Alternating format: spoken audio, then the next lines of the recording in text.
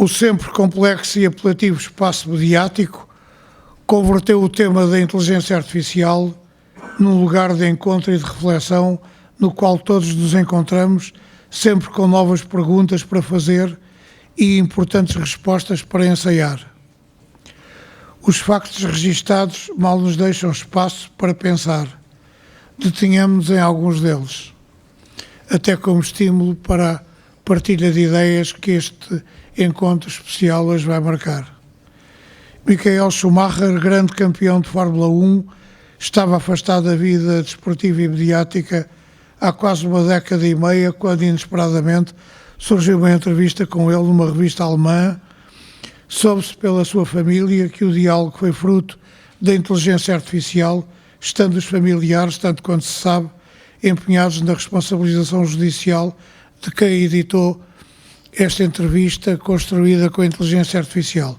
Por outro lado, um reconhecido fotógrafo internacional rejeitou um prémio da Sony pelo facto de a fotografia galardoada ser fruto da inteligência artificial. Ao mesmo tempo, ficou a saber-se, já num domínio que ultrapassa a mera especulação mediática, que o Ministro da Justiça da Polónia anunciou que passará a haver sentenças dos tribunais do país concebidas e elaboradas pela via da inevitável inteligência artificial. Em face dos desafios e perplexidades suscitados por este meio de intervenção intelectual e trabalho organizativo também a ela associado, não falta quem pergunte, então e a moral? Onde começa e acaba a fronteira estabelecida pelo ser humano num espaço que é também o da sempre implacável luta pelo poder. Tenho como autor a convicção, por certo ingênua e pouco mobilizadora, de que é um domínio em que esta inteligência não consegue ditar regras, por mais que controle os algoritmos e os paradigmas globais, que é o da poesia. Explico-me melhor com a certeira e decisiva ajuda das palavras. Que inteligência artificial seria capaz de escrever sobre Abril, o 25 de Abril que vamos comemorar em 2024 os 50 anos, e vamos fazê-lo com a dignidade, a exigência e o rigor que a efeméride merece, sobretudo com o trabalho cultural e artístico.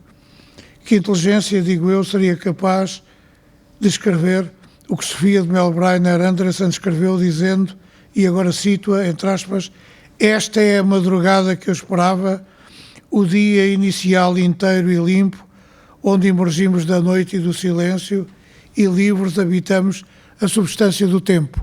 São palavras de Sofia, são 4 versos de um texto emblemático sobre o 25 de Abril, e pergunto que inteligência artificial era capaz de substituir ao poeta para escrever este texto. É preciso viver por dentro com a alma e com a memória a verdadeira paixão da palavra para conseguir dizer e escrever o que máquina alguma consegue inventar.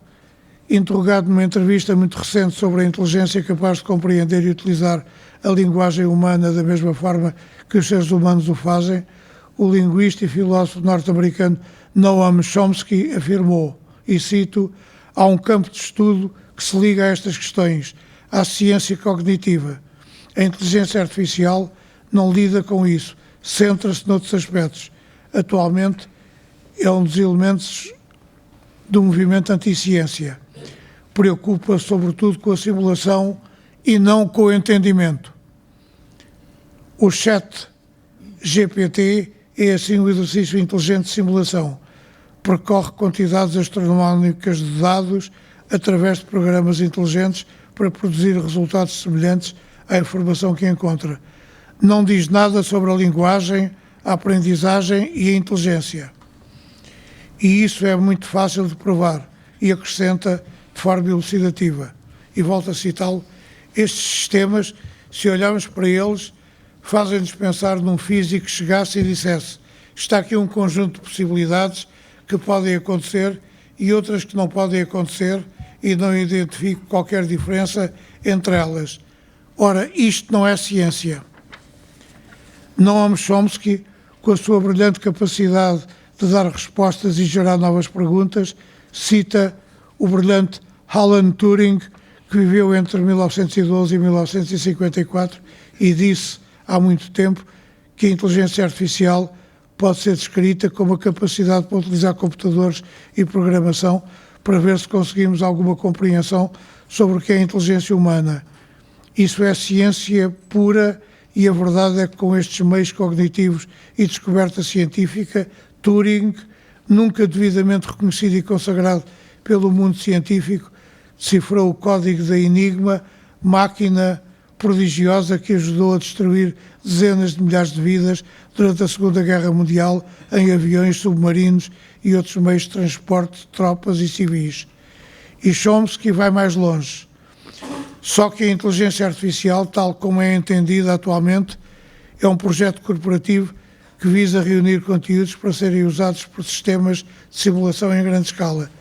A ideia de que podemos aprender alguma coisa com este tipo de inteligência artificial, e ele sublinha este aspecto, é um erro. As tecnologias da inteligência artificial criam uma atmosfera onde a explicação e a compreensão não têm qualquer valor. O que se faz é tentar simular um ataque profundo à natureza, não só da ciência, mas também da investigação racional em conjunto. Não há nada errado no que estão a fazer, diz Chomsky. Se o interesse for a simulação, pode até ser positivo. É como estudar uma colónia de formigas para perceber como operam, mas para isso é preciso ciência e não a simulação.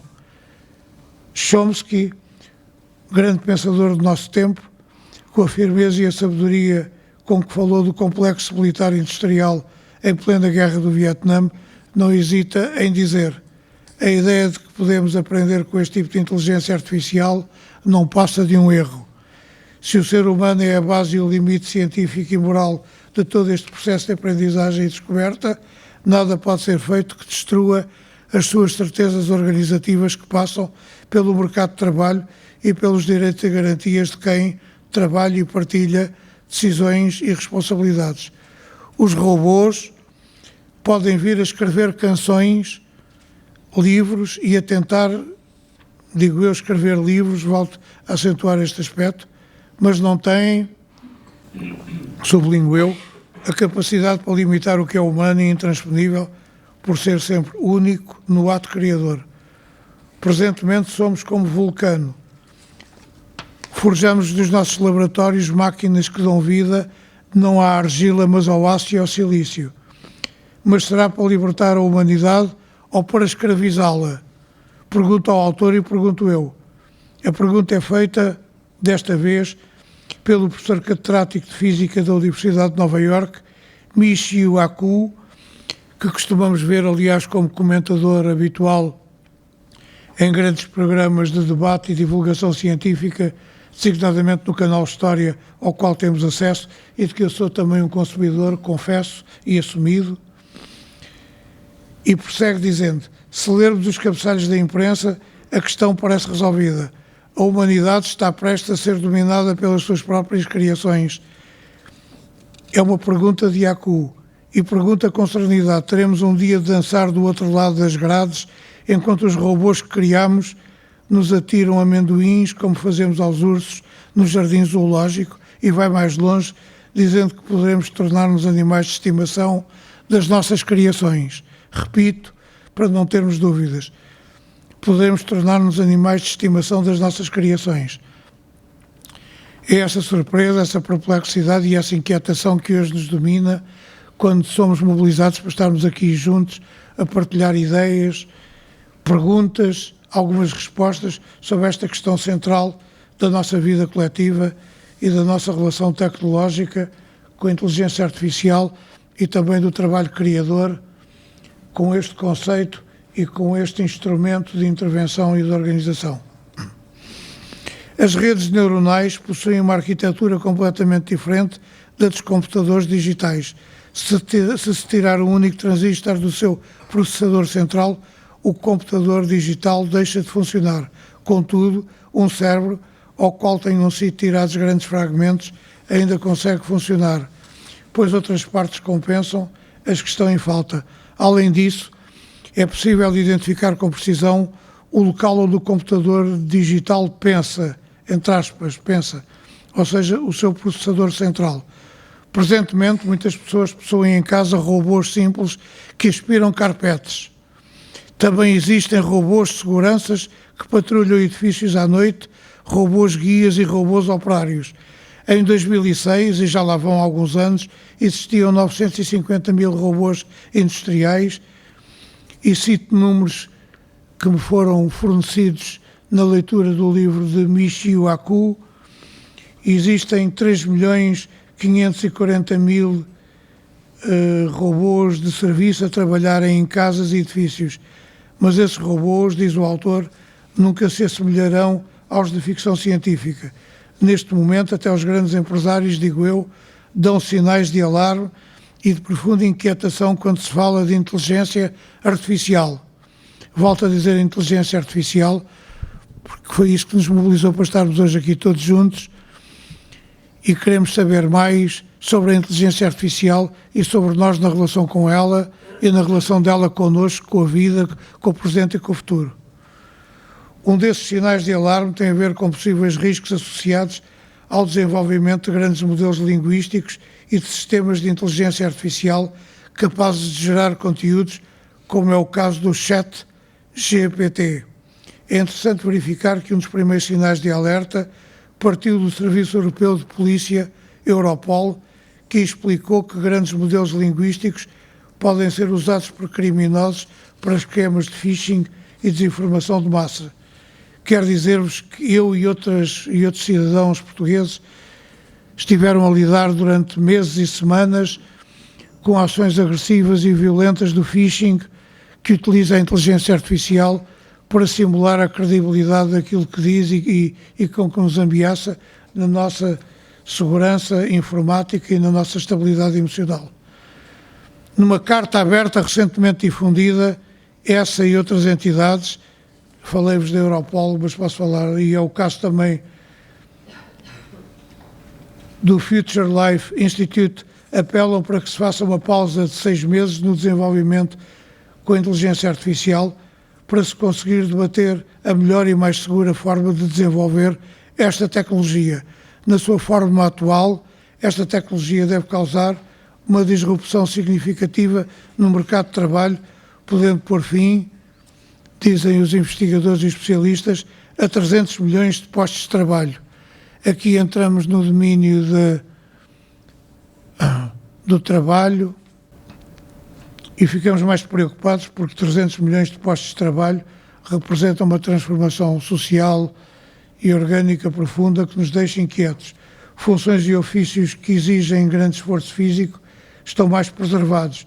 O mesmo não acontecendo com trabalhos de escritório e de apoio administrativo que a robotização poderá vir a pôr em causa, como os investigadores e cientistas reiteradamente sublinham e garantem. Elon Musk, que todos conhecemos de nome e também dos seus atrevimentos tecnológicos apontados para o espaço e sobretudo para Marte, é um dos subscritores desta extensa carta de alerta, facto que dá muito que pensar, pois representa a dimensão dos interesses que na realidade estão em jogo. Já Noam Chomsky, numa entrevista recente que eu citei neste texto que com muito gosto partilho convosco, chamava a atenção para o facto de o universo informático ter permitido nos Estados Unidos a Ronald Reagan e a Margaret Thatcher no Reino Unido destruir em grande parte o papel e a função dos sindicatos, o que era essencial para eles conseguirem organizar a sua resposta política a desafios que também os punham em causa do exercício da sua atividade central, tanto no número 10 Downing Street como na Casa Branca. Por outro lado, mudando aqui de autor e de cientista, Geoffrey Hinton, um profundo conhecedor deste tema, alertou há dias nas páginas do New York Times para 2 perigos iminentes com a propagação e a consolidação da inteligência artificial.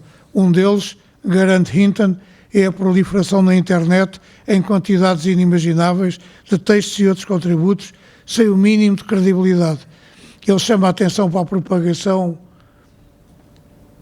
com uma dimensão inimaginável deste perigo.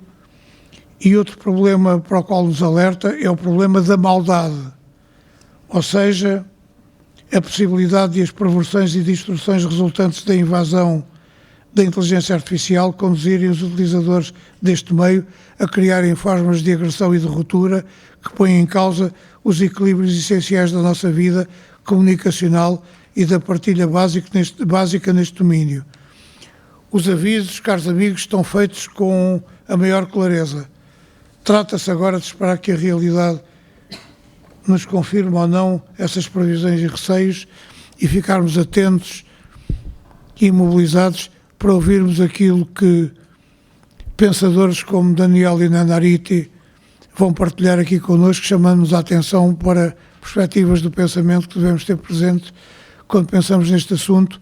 E este assunto é um assunto que inquieta e mobiliza bastante a Sociedade Portuguesa de Autores,